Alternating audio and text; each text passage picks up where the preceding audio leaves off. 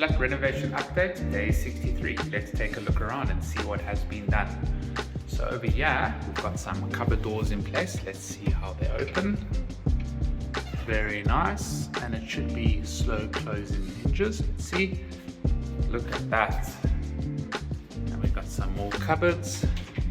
Still need to put the handles on, but actually this is looking pretty good. And there's the slow closing. Awesome. Okay, and we've got some more cupboards here. And, oh, that wasn't slow closing. We got this one. And this cupboard. Good progress. I'd like to see all the shelves completed and the handles on.